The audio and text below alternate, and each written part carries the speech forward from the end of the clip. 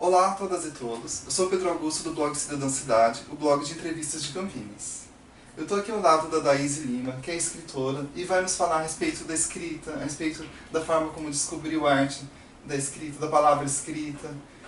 E assim como encanta através das palavras, tenho certeza absoluta que vai encantar também, encantar todos nós, através da sua experiência, através do que você tem para nos contar. Muito obrigado pela sua presença. E eu fico muito feliz mesmo, e assim, a gente já estava tendo papo, eu já sinto que a entrevista já começou assim, desde o primeiro momento que a gente começou a conversar, e hoje ela é uma continuação do nosso papo, assim, sabe? Muito obrigado mesmo. Eu que agradeço a oportunidade de estar aqui, de poder conversar com você, de te conhecer pessoalmente, né, porque a gente se conhece por Facebook, mas é maravilhoso, porque eu já cheguei aqui já achando que já conheço. Já sei quem é o Pedro, já papeamos bastante, então tô bem feliz. Obrigada mesmo de coração. Muito legal mesmo. Então, primeiramente eu gostaria que você se apresentasse e contasse um pouco da sua história. Então tá. Então meu nome é Daíse, né? Então as pessoas me chamam de Daisy, me chamam de Daisy, mas é Daíse. Até aqui no meu livro, no prefácio, eu falo que é Daíse com acento bem forte no I, né? Então meu nome é Daíse. Eu sou baiana, mas eu moro em Campinas desde bebezinha, mas eu amo a Bahia, sou apaixonada pela Bahia, mas amo Campinas e escrevo desde que eu aprendi a escrever, né? Eu lembro que na primeira série do ensino fundamental eu fiz uma poesia e foi ali que a coisa deslanchou. Então eu escrevo desde muito pequena. E sou essa pessoa aqui que você tá vendo, nada de mais, nada de menos. Gosto muito de falar, eu gosto muito de conhecer as pessoas, né? Então eu gosto muito de conversar e eu acho que isso é uma coisa que me ajuda muito para escrever. Então eu faço muita pergunta, acho que você perceberam. Fico perguntando demais. Até brinquei com o Pedro, né? Vou entrevistar o entrevistador, porque eu gosto de conhecer as pessoas, eu acho que uma forma de conhecer é perguntando. Então eu pergunto muito, de vez em quando eu me toco, né? E falo, deixa eu parar, porque eu acho que perguntei demais. Mas essa aqui é a Daíse, né? Não, mas se você quiser perguntar também, eu puder responder de alguma forma. Não me deixa à vontade. Não, fique à vontade, a ideia é justamente essa, a casa é então, sua. Tá bom, obrigada. Então essa aqui sou eu, Daíse Lima. E assim, como surgiu a paixão pela palavra escrita? Surgiu muito pequena, assim. Na verdade eu aprendi a ler sozinha, né? Então quando eu fui pra escola eu já sabia ler, porque me encantava os livros, né? Então eu tenho uma tia que ela tinha uma estante na casa dela e ela tinha vários livros lá. E ela tinha um livro em francês que tinha gravuras. E até anos depois eu escrevi uma crônica sobre um desenho que tem nesse livro, que eram duas mulheres sentadas tomando um cafezinho. E eu não sabia o que queria dizer porque estava em francês, mas eu imaginava histórias assim para aquelas mulheres e tudo mais. E eu acho que esse universo dos livros, né, porque como eu não tinha muito acesso, era só na casa da minha casa não tinha muitos livros, mas a casa da minha tia tinha bastante livro, eu gostava de criar histórias porque eu via lá. Então eu acho que foi uma coisa que acabou me pegando de vez, assim, né. E aí fui pra escola, quando eu cheguei na escola eu já sabia ler, e eu lembro que a professora pediu pra gente escrever alguma coisa, não me lembro se era uma redação, não lembro, mas era a primeira série, talvez um desenho, alguma coisa assim, e eu fiz uma redação para o verde, para a natureza, né. E eu lembro que a minha professora chamava Graça. Ela pegou minha redação, ela olhou e falou pra mim assim, menina, você é poeta. E eu não sabia o que era poeta, mas eu lembro do sorriso dela, até hoje eu lembro do sorriso da Graça. E eu falei, eu não sei o que é poeta, mas se poeta faz as pessoas sorrirem assim, então eu gostei disso daí, né? Então eu gostei de saber que eu era poeta, mas eu não sabia o que significava. E eu acho que ali foi a hora que eu falei, é isso que eu vou fazer. Então a partir dali eu comecei a escrever. Então eu escrevi diversas historinhas, eu tenho algumas histórias que escrevi já adolescente, porque eu parei depois de escrever histórias. Comecei a escrever poesias, depois na adolescência eu voltei a escrever histórias, são guardadas lá. Mas eu nunca parei, desde esse primeiro momento, assim. Eu acho que na verdade, eu comecei a escrever e a ler porque eu queria escrever histórias. Queria contar histórias, na verdade. A inspiração você tira do dia a dia, assim, né? Do dia a dia. Na verdade, assim, o centro da cidade é uma coisa que me inspira loucamente, né? Então, quando eu estou num período muito longo sem escrever, centro da cidade, entre as 10 horas da manhã e 6 horas da tarde, é o período que eu vou escrever, assim, loucamente. É uma coisa que me inspira muito. O barulho, carro, buzina, gente andando pra lá e pra cá, esse calor, olhar para as pessoas, é uma coisa que vai me dar uma inspiração louca. Assim. Eu vou pra São Paulo, que é muito mais louco que Campinas, né? Eu falo sempre, se eu morasse em São Paulo, eu ia ter que trabalhar escrevendo, porque é uma coisa que me inspira demais. Silêncio não me inspira. Não consigo escrever no silêncio. Então, se estiver em casa, eu vou estar com música, ou vou estar perto de gente conversando de barulho para poder escrever. É uma coisa que não sei explicar. Eu já tenho amigos que escrevem no silêncio total, né? Pode ter um barulhinho de nada. Eu não, tem que ter barulho. Aí eu tô inspirada. Aqui eu tô super inspirada, né? Aqui tá perto da avenida, então eu tô super inspirada. Assim, tem algumas regiões assim do Brasil que são consideradas como facilitadoras da inspiração, né? Como a Bahia, Rio de Janeiro, enfim, né? Minas. Você sente que Campinas te inspira de alguma forma? Me inspira. Eu não sei se porque eu vivi praticamente minha vida inteira aqui, né? Eu sou baiana, meus pais vieram pra cá, eu tinha menos de 1 ano de idade, depois eu voltei na Bahia já adulta. E a Bahia, ela me inspirou de uma forma diferente. A Bahia não me fez escrever, né? Isso é uma coisa bem... Talvez porque eu estivesse voltando para o lugar que eu sempre fui, né? Eu sempre fui dali, né? Então quando eu cheguei na Bahia, eu senti, tô em casa. Então eu não sei porquê, a inspiração não veio. Eu escrevi uma crônica só na Bahia, eu achei, fiquei 10 dias lá em Salvador, eu falei, nossa, eu vou escrever, vou levar caderno, levei computador, porque eu falei, não vou parar de escrever. E não escrevi, isso foi uma coisa que me preocupou. Mas Campinas, ela é minha casa, né, na verdade. Acho que porque eu tô dentro daquilo, eu conheço cada espaço aqui em Campinas, eu conheço as ruas, eu conheço como que é o final do dia, eu conheço, não é surpresa pra mim. Então eu acho que por isso Campinas acaba sendo um local maior de inspiração. Quando eu morei no Pará, eu escrevi também, mas só quando eu ia pro centro da cidade. Quando eu ficava nos bairros ali, não, mas quando eu ia pro centro da cidade, aí eu escrevi. Começava a escrever no ônibus e não parava mais. Que é uma coisa que o centro da cidade de Belém era muito movimentado, assim, então... E tem casarões, que é uma coisa que também me inspira muito.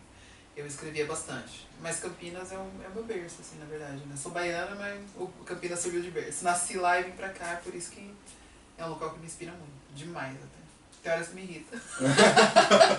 Eu tô vendo quando voltado, vem a inspiração, ai, não dá pra escrever agora, não vou conseguir. E aí eu fico ali pensando, falando, não posso esquecer isso aqui, não posso esquecer isso aqui, não posso esquecer isso aqui, até conseguir sentar, porque eu não escrevo no celular, não consigo. Não consigo escrever direto no computador, tem que ser à mão, sou das antigas, né? Escrevo à mão.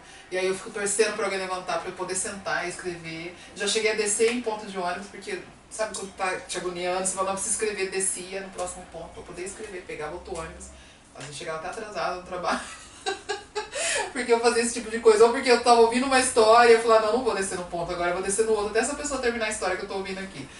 Então, me perdi do que eu tava falando agora. Na inspiração. É a inspiração, exatamente. Então, porque eu tô muito inspirada, Campinas me inspira demais, essa loucura toda que é a cidade. E São Paulo também, né? São Paulo é outro lugar que um dia eu moro lá pra escrever muito.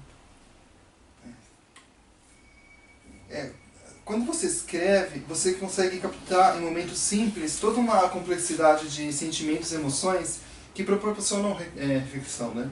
Como você lida com a possibilidade de propagar mensagens que podem nos fazer valorizar pequenos detalhes quase esquecidos do dia a dia? Sabe que no começo, quando eu comecei a escrever, eu não tinha essa pretensão. Não sei se pretensão é a palavra certa, né? Mas eu não tinha isso. Eu escrevia pra mim, quando eu comecei a escrever. Eu escrevia histórias de situações que eu tinha ouvido, ou de coisas que eu queria viver, né? Poesias pros meninos que eu era apaixonada, mas era tudo pra mim. Então ninguém via, ninguém sabia. Talvez 1 ou 2 amigas minhas tiveram acesso a um caderno de poesias que eu tenho, mas era muito meu. E aí eu tive uma depressão, então em 2010, uma depressão bem forte, e eu comecei a perceber que eu tava em depressão, mas aqui eu não falo das pessoas que têm depressão, tô falando da Isa, a minha depressão, né? Então a minha depressão, ela me fez parar de enxergar coisas que poderiam me ajudar. Então assim, coisas pequenas que eu não dava valor. Então eu tava dando valor pra coisas que estavam me matando, né? Que estavam me prejudicando, que estavam me... E as outras coisas que eram bem mais importantes, mas que eram pequenas, eu não dava valor porque eram pequenas. Eu queria coisa muito grande naquele período de depressão.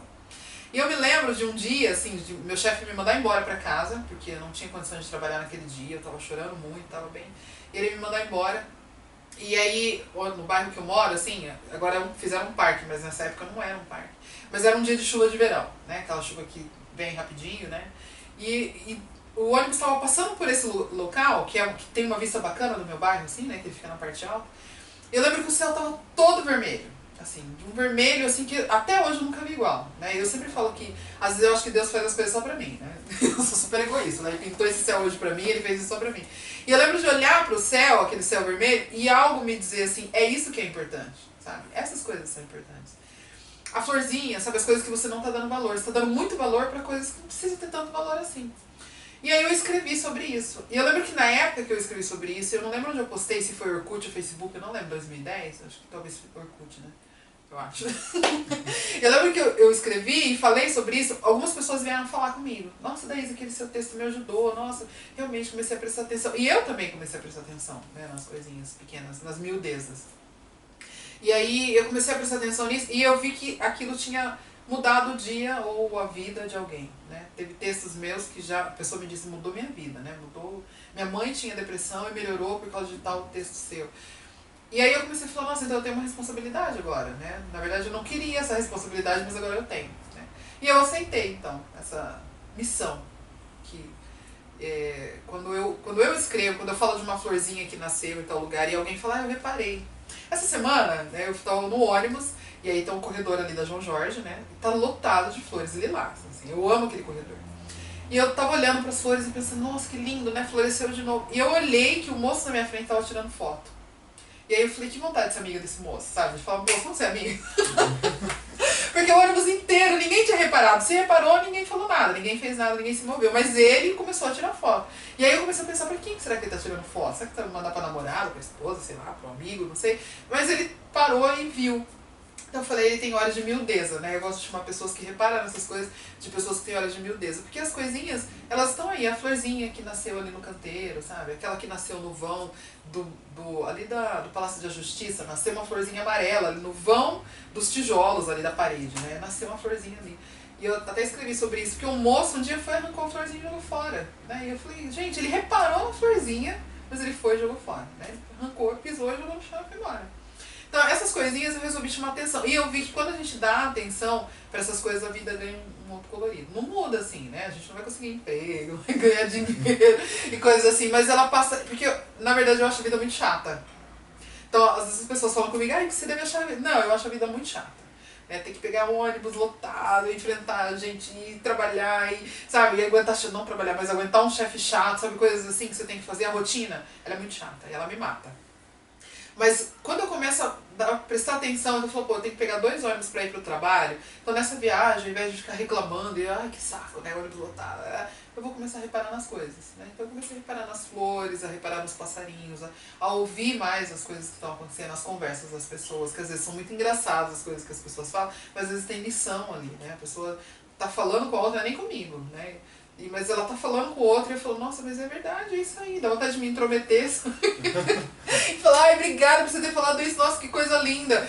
Outro dia uma moça, é que eu não lembro as coisas que eu escrevo, mas uma moça estava explicando pra outra a solidão. E ela falou de um jeito tão poético, assim, tão... E aí ela falou assim, no meio, eu não lembro direito, mas ela fala pra moça assim, solidão é você estar sozinha em casa e precisar de um chá e não tem ninguém pra fazer. E eu falei, nossa, que coisa linda dessa menina. Ah, e quando ela desceu do ônibus, eu falei, podia ir lá dar um abraço nela, né? Eu falei, que bacana essa visão de solidão dela, né? E aí, e é isso, assim, então... Quando eu ponho isso no Facebook, ou quando eu divulgo isso para as pessoas, agora eu faço com essa pretensão, de que vou tentar ajudar a fazer seu dia mais feliz, né? Repara nisso, né? Repara naquilo, repara nos ipês que estão aí na cidade, né? Repara nos passarinhos que estão cantando, canta passarinho 5h30 da manhã na janela do meu quarto. Então no começo era horrível, se acordar, às vezes era o sabiá lá batucando na janela. Então, pô, 5h30 da manhã, deixa eu dormir. Mas não, hoje é tão bonito, sabe? Porque eu comecei a dar valor a essas coisas. Quando ele não vem, eu fico preocupada, não vai me acordar hoje. Como assim, né? Você me acostumou e agora você não vem mais. Então eu não sei se eu posso falar isso, eu acho que vai parecer que eu tô muito metida, mas eu acho que eu aceitei essa missão, porque eu percebi que muitas pessoas fizeram diferença na vida de muitas pessoas. Então, eu aceitei e aí tá comigo agora. Lógico que não é só minha, né? Quem quiser pode pegar, não é uma missão só pra mim. Não foi dada só pra mim. Não sou uma super heroína, né? Não quero dizer isso. Mas eu quero dizer que algumas pessoas me mandaram mensagens falando, eu comecei a reparar melhor nas coisas, né? E trabalhar e pegar ônibus lotado não é tão chato agora, porque comecei a dar valor, a olhar outras coisas. Então pra mim isso não tem dinheiro que pague. É uma arte. É uma arte. Uma missão interessante, eu gosto dela. O que a poesia representa na sua vida? A poesia... como eu te falei no começo, eu perguntei para alguns amigos poetas, né? O que é poesia? O que é poesia? Alguns, poesia é isso, poesia é aquilo. Eu não sei explicar o que é poesia, né? Então, até falei que eu ia falar sobre isso, tô falando agora. Eu não sei explicar. Se você me perguntar, o que é poesia, eu não sei. Então, já olhei no Google, mas pra mim, todas as pessoas que respondem, não respondem. Porque parece que ela não tem uma explicação, mas tem. Porque você precisa explicar o que é a poesia, mas ela não tem. Então eu penso que poesia é tudo. Por enquanto, como eu ainda não sei explicar, ela é tudo e ela está em todos os lugares. Então a poesia, ela pode ser algo extremamente lindo, que vai te fazer chorar de tão bonito que é. Mas ela pode ser uma coisa que vai te fazer chorar de tão triste que é. Então ela está em todos os momentos, em todos os lugares. Aqui agora tem poesia. Então eu penso que a poesia, ela está no ar, sabe? Ela está aí na vida, ela está no gente dormir, no acordar. Pra mim a poesia, ela tá... Ela não é só aquilo que a gente coloca no papel com versos e rimas e tudo mais. Ela não é só isso, né? Ela não pode ser só isso, na verdade. Porque eu acho que daí é você limitar a poesia, né? Eu acho que ela vai além. Poderia-se dizer que é uma consequência, essa poesia do papel? É uma consequência da poesia da vida? É verdade. Uma consequência. Você conseguir... E aí eu penso que também, quando você coloca dessa forma que é uma consequência, ela não fica só, tipo, só é poeta quem escreve, né? Então, uma pessoa que lê uma poesia ou que vê uma poesia no ar, né, ou percebe a poesia, ela também é um poeta, porque ela conseguiu perceber. Então a poesia, eu acho que ela tem que ser acessível para todas as pessoas. Qualquer pessoa pode... tá bom, fulano, ele é formado em tal coisa, então ele consegue... Não, né? Pode ser uma pessoa que não sabe nem escrever, nunca teve acesso a estudo, ela consegue perceber a poesia. E já percebi muita poesia com gente assim. Até eu falo da minha avó, ela mora lá na Bahia, na Chapada Diamantina, ela é baiana, e aí, quando ela fala, minha avó, eu fico encantada, porque minha avó, ela não sabe escrever, minha avó não sabe ler, a minha avó, ela não sabe muita coisa, assim, do que a gente sabe. Minha avó não sabe mexer no celular, sabe, ela não sabe o que é a internet, ela não tem noção dessas coisas. Ela mora no portal da Chapada Diamantina, lá no meio do mato, na casinha dela, assim. Mas quando ela fala tanta poesia, e eu tenho eu escrevi uma coisa sobre ela, porque assim, meu avô faleceu, eu não conhecia o meu avô, o marido dela. E ele faleceu, e a morte é uma coisa que me fascina, né? Então eu cheguei pra ela e falei, vó, como é que foi o dia da morte? Porque ele morreu em casa, né? Como é que foi o dia da morte do meu avô, né? Como que foram as horas ali, as últimas horas dele? O que ele falou, o que ele fez?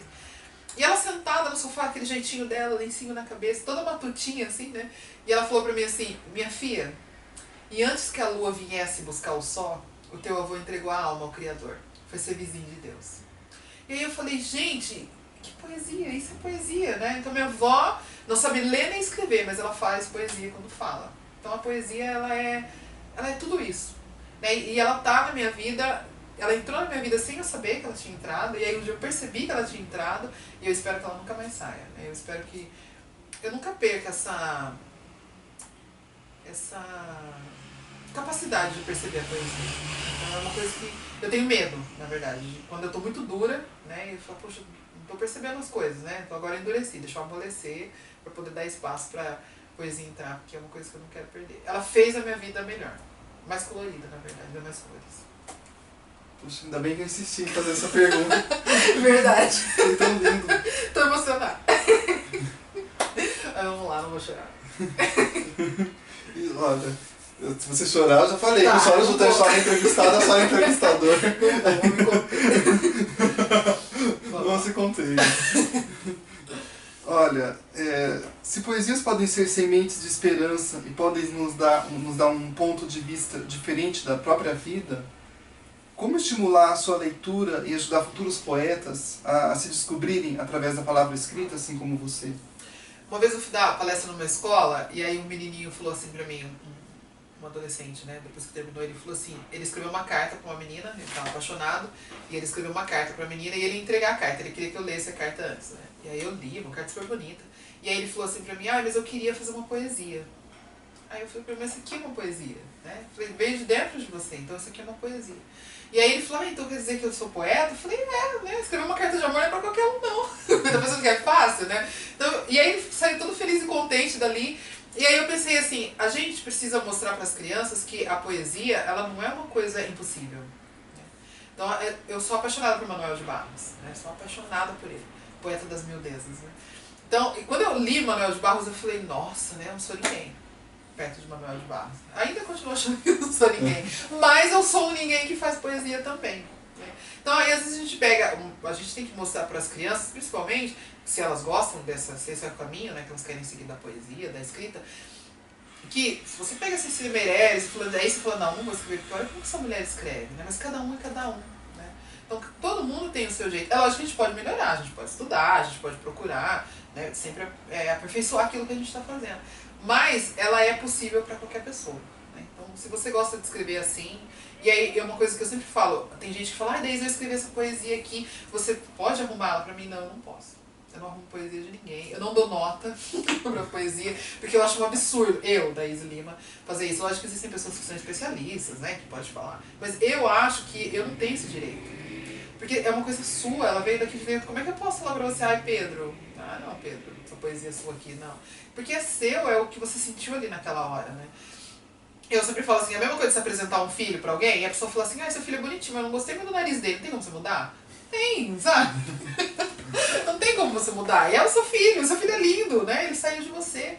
Então eu gosto sempre de, quando eu falo com os adolescentes, principalmente as crianças, que a poesia ela é acessível para todo mundo. E aquilo que você faz, lógico que você vai aprender com o tempo, né? Que fulano de tal escrevia assim. Mas aquilo que saiu de dentro de você é poesia, e que você pode escrever o que você quiser. Do jeito que você quiser, do jeito que saiu ali, você pode escrever. Pode melhorar? Pode. É um direito. Mas se você também não quiser melhorar, também pode. Isso aqui, não, minha poesia vai ficar assim. Tem esse erro de português aqui, mas eu quero que fique com esse erro aqui, porque ela é assim. Não, é um direito seu. Né? Ela é sua poesia. Então, ela não é algo muito distante. Eu não gosto de que as crianças pensem que... Quando eu vou nas escolas, às vezes as crianças falam pra mim, nossa, dona... Ai, eu também queria escrever, mas eu tenho vergonha, porque... Aí eu penso, também já fui assim. Mas por quê? Porque a gente pensa que era algo muito...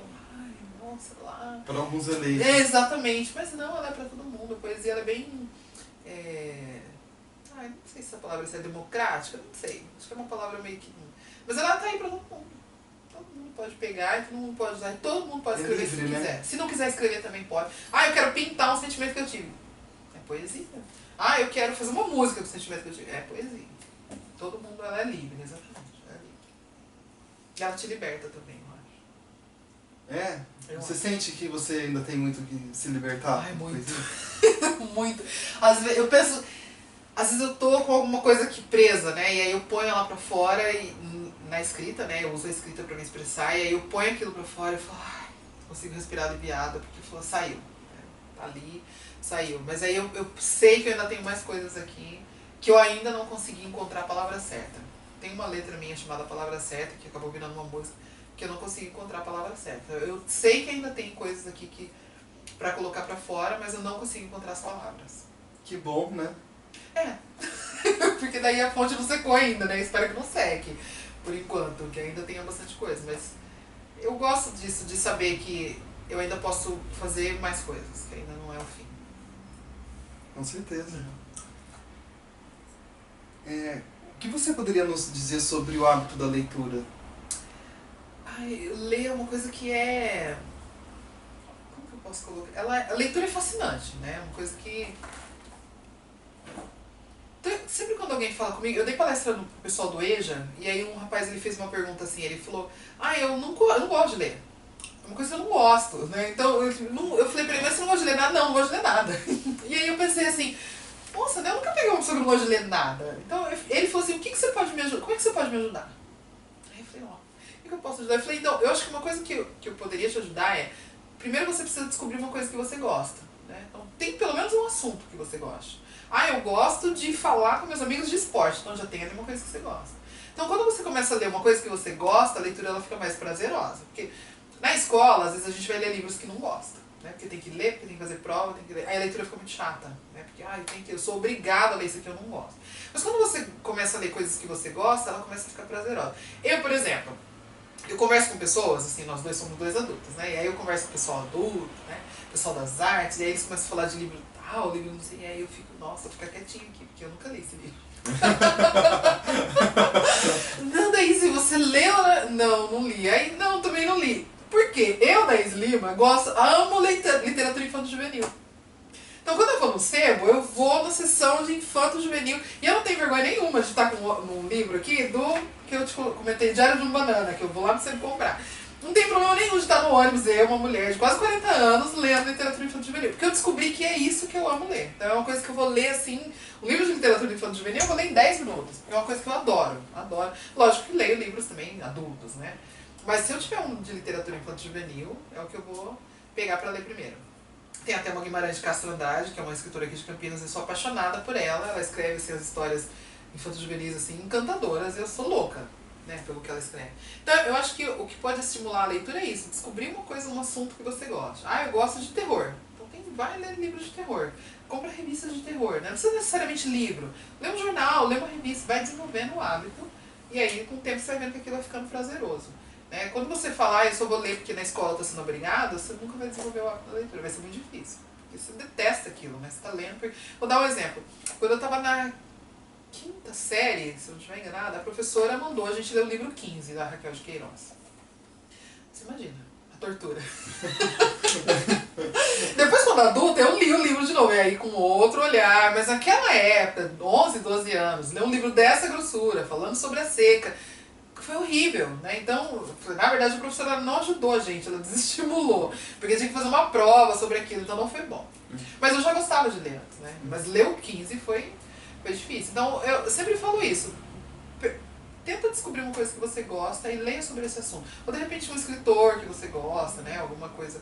Ah, eu gosto de ler sobre a Xuxa. Tá bom, começa sobre a Xuxa. Não tem problema nenhum você ler sobre a Xuxa. Você adora a Xuxa. Mas vai ler, você tá lendo. Pelo menos você tá lendo. Né? Depois, se você quiser ler outras coisas, você vai vendo que ela vai ficando mais...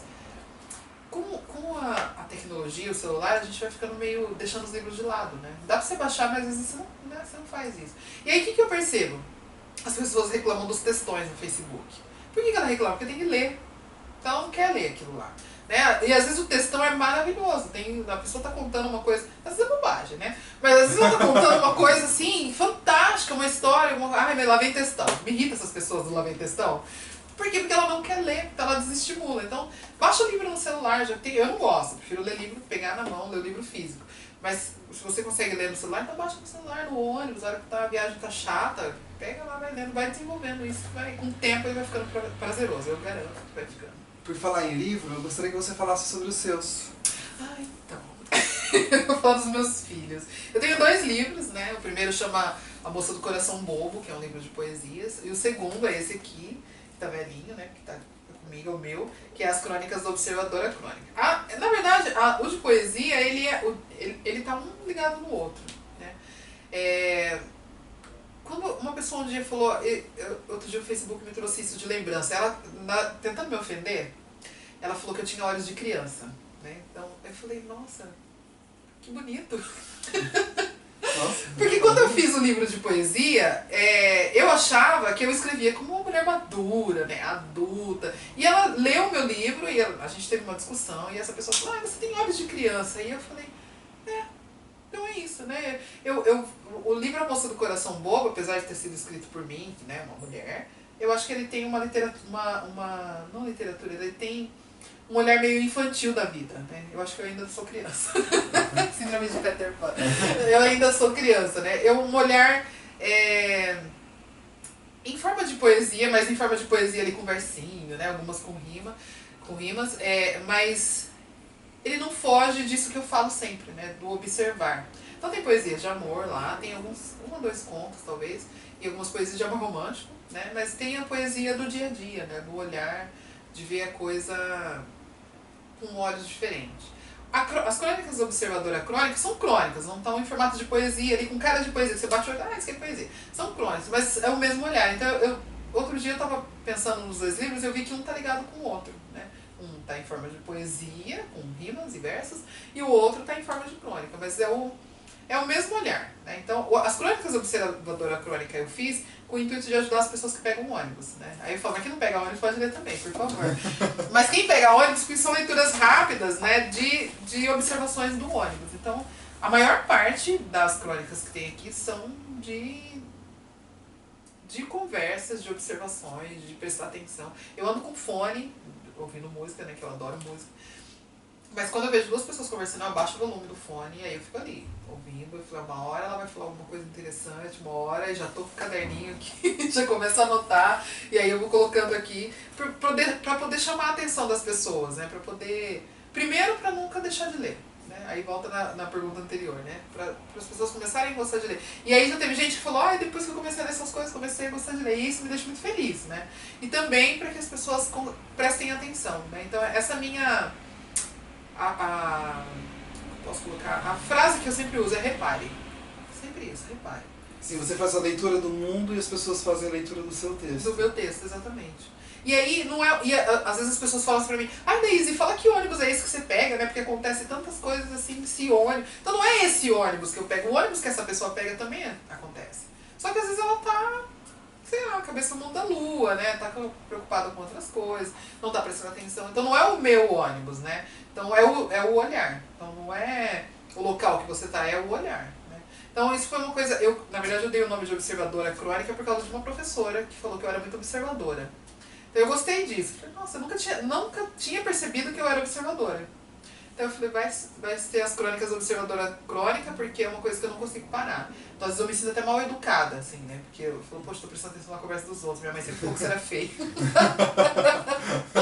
Tô cuidando da vida dos outros, né? Aqui mentalmente eu tô respondendo todas as coisas que a pessoa tá falando. Ai, menina, não, para, né? Larga esse cara, para com isso. Aqui. A pessoa não tem nem ideia. Mas quando eu vejo, eu tô fazendo. Então não faço por maldade. Eu até brinco assim, eu falo, gente, não me processe se você se encontrar no meu livro. Eu sou pobre, eu não tenho como pagar. Então por isso eu não dou nomes, eu coloco os nomes ali das histórias, porque eu faço, sabe, é sem querer. Quando eu vejo, eu tô fazendo. Então não é tipo assim, agora eu vou lá e vou ouvir. Não, quando eu vejo, já baixei o volume, quando eu vejo, eu tô prestando atenção, quando eu vejo, eu tô fazendo. Então, e aí eu resolvi colocar isso num... Eu não tinha pretensão de ser escritora, de lançar livros, né? Aí as pessoas começaram a falar, por que você não faz um livro, né? Faz um livro, daí quando você vai lançar um livro, quando você vai lançar um livro? Eu falei, vou lançar um livro, né? Vou meter a cara, sou uma escritora independente. Eu vou lá, vou fazer, achei que não ia vender nada das crônicas da Moça do Coração Bobo, eu vendi quase 600 livros, né? Sozinha, assim. E aí eu achei muito bacana, eu falei, nossa, 600 livros, assim, as pessoas compravam porque fulano lia. Tem uma menina que falou pra mim assim, na hora do almoço do trabalho dela, ela reúne as pessoas pra ler as coisas que eu escrevo. E aí algumas das pessoas compraram meu livro, então isso é uma coisa fantástica, sabe? Pra mim Não fiquei rica, não estou rica. Na verdade eu gastei muito mais do que eu recebi, né, de dinheiro, mas o que eu ganhei desse carinho, dessas coisas que as pessoas me falam, eu acho que não tem dinheiro nenhum que pague. E às vezes eu fico pensando, eu vejo escritores famosérrimos aí, né? Eu falo, nossa, essa pessoa ficou rica, né? A mulher que escreveu Harry Potter, né? E aí eu fico pensando assim, nossa, imagine, né? Você ganhar milhões, né? Mas aí eu fico pensando, será que ela tem esse contato que eu tenho com as pessoas, sabe? De tipo, as pessoas me mandarem mensagem, assim. Uma menina falou que o pai dela é cego, ele tem diabetes, e aí ele ficou cego.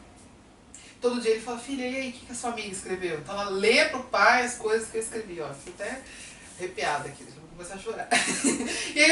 e aí a pessoa me fala isso, sabe? Aí eu falo, num momento ali que tá difícil, sabe? Porque eu falo, às vezes eu penso em parar de escrever, sabe? Às vezes eu falo, eu vou parar de escrever, parar de ficar sonhando com isso, tá? Mas eu falo, não vou parar, né? Por causa do pai dessa menina, né? Por causa daquela menina, uma moça que ela tava internada, ela teve um câncer de mama, e ela tava no hospital fazendo todo o tratamento, e ela falou, daí eu leio pras meninas do quarto as coisas. Todo dia as meninas querem ouvir as coisas. Ela faleceu, essa moça.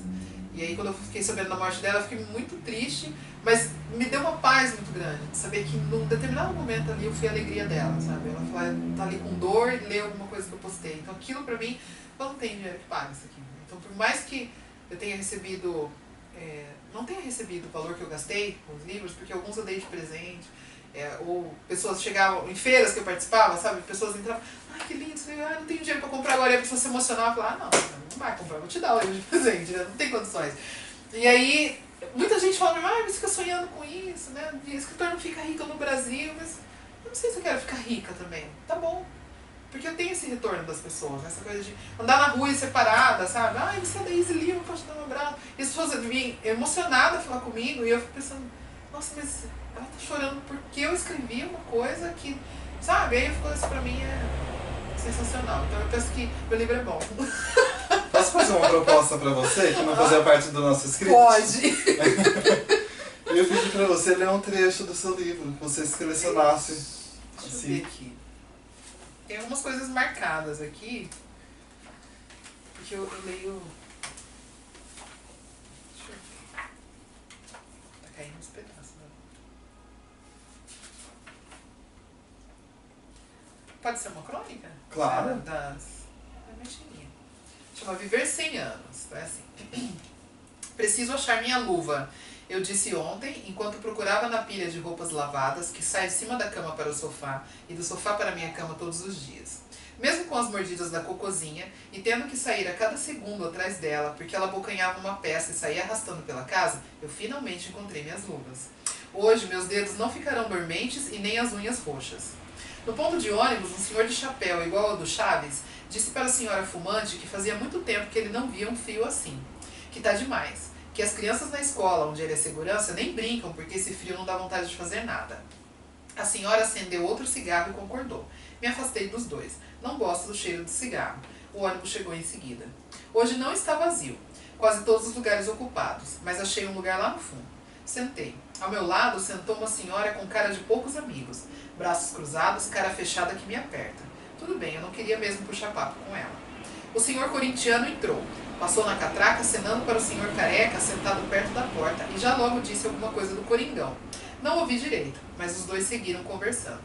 Uma névoa lá fora deixa o dia sem cor e as janelas do ônibus todas embaçadas. Para ver lá fora, é preciso limpá-las. Já fiz isso 3 vezes e voltaram a embaçar. Estou enxergando o mundo com outros olhos. Deve ser difícil não poder ver.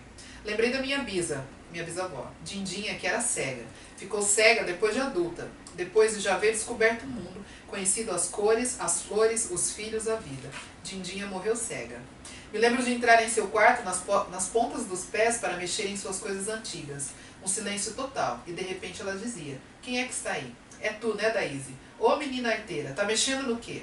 Em nada não, Dindinha, eu respondia. Tava só olhando o seu terço. Dindinha tinha um terço branco. Ela foi enterrada com ele.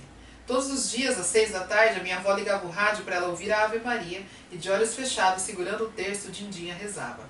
Eu ficava na janela olhando. Achava aquilo tão bonito. A Bisa era uma velhinha de muita fé. Quando morreu, com quase 100 anos em seu velório, parecia que dormia. Um sono sereno. Foi em paz a Dindinha. A lua cheia bonita agora é só um borrão do céu desbotado de hoje. As janelas do ônibus já não estão mais embaçadas e a neblina diminuiu. Olho lá fora a vida acontecendo. Olho lá fora a vida acontecendo também e faço para Deus uma prece. Deus, que a primavera venha logo e que, assim como a Bisa, eu consiga viver quase 100 anos. Que lindo. Obrigada. Você não chorou, mas eu que me emocionei agora. Não vale, não vale. Entrevistador não pode. Entrevistador não pode. Não pode, verdade, tem que ser dono. Tem que ser William Bonner. Sem sentimento. Eu pensei nele agora. William Bonner, desculpa. Sem sentimento. Eu deixo pra ele. É verdade, verdade. Olha, muito obrigado. Eu poderia continuar essa conversa com você. A gente poderia fazer uma série, sabe assim? Conversas sobre literatura, sobre as leituras do mundo, sabe assim? E sobre as leituras da sua generosidade, as leituras do que você pode proporcionar através da palavra, através dos vídeos que você faz, que também são maravilhosos, sabe assim? A gente não sabe muito o que a gente está aprendendo com a vida, mas assim, de alguma forma ou de outra você está compartilhando o que você aprendeu com a sua vida. Também já estou fazendo aqui já uma indireta sobre um vídeo que você fez, sabe? Então, tudo isso é muito maravilhoso, é muito mais maravilhoso do que a gente pode imaginar, sabe assim? Então, meus parabéns, os seus livros e os seus filhos são de todos nós, sabe assim? Muito obrigado mesmo. Ai, eu estou chorando. Foi maravilhoso.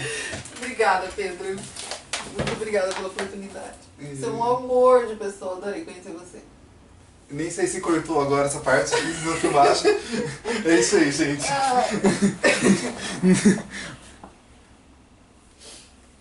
Ai, consegui chorar e